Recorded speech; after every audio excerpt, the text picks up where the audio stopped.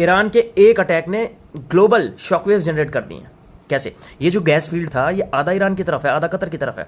Iran वाला Israel ने attack कर दिया, कतर वाला ईरान ने अटैक कर दिया, और ये 20% एलएनजी रिक्वायरमेंट को पूरी करता था वर्ल्ड की, तो वो इंपैक्ट हो गया। Middle East 30% nitrogen fertiliser produce करता है, जिसका फ्यूल इन्हीं प्लांट्स से आता है। तो जब फ्यूल कट हो गया तो भाई फर्टिलाइजर कट होगा, और फर्टिलाइजर के प्राइजेस अप जाएंगे, फूड पे इंपैक्ट होगा। जब ऑलरेडी ब्रेंट क्रूड ऑयल $115 पे ट्रेड कर रहा है, जब ये 150 हो जाएगा तो भाई एविएशन और ट्रांसपोर्ट इंडस्ट्री पूरी तरीके से इंपैक्ट हो जाएंगी। इंडिया का 40% एलएनजी कतर से आता है, जो कि फर्टिलाइजर प्लांट्स में फीड होता है। ऑलरेडी 30% एलएनजी रिडक्शन हो चुका है, जिसकी वजह से फर्टिलाइजर के रेट ऊपर होंगे और फूड पे इंपैक्ट होगा।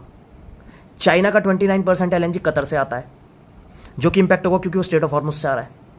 यूरोप जो कि रशिया पे पहले डिपेंड करता था, लेकिन अब रशिया तो उसको सप्लाई नहीं कर रहा है गैस, यूक्रेन वॉर के बाद से, तो कतर के ऊपर काफ़ी डिपेंडेंट था यूरोप। यूरोप कह रहा है जी कहाँ से अब मैं गैस लूँ, समझ रहे हो।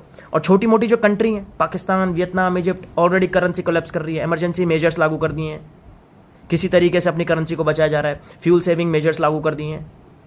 ये तो कह रहे हैं जी कहाँ से लें, इनके पास तो बफर स्टॉक भी नहीं है। तो सिर्फ एक अटैक हुआ है, इजराइल ने एक अटैक किया, जिसको ट्रंप कह रहा है कि जी मुझे नहीं पता है कैसे अटैक हो गया। उसके बाद ईरान ने रिटेलिएट किया, और इतनी शॉकवेव्स जनरेट हुई हैं वर्ल्ड में, जिसका impact fertiliser industry, transport industry, aviation industry, food industry, उसके बाद साउथ कोरिया और जापान की जो मैन्युफैक्चरिंग इंडस्ट्री है वो 90% यहीं से डिपेंड करती है, क्योंकि फ्यूल यहाँ से आता है, तो रेट डबल हो जाएंगे।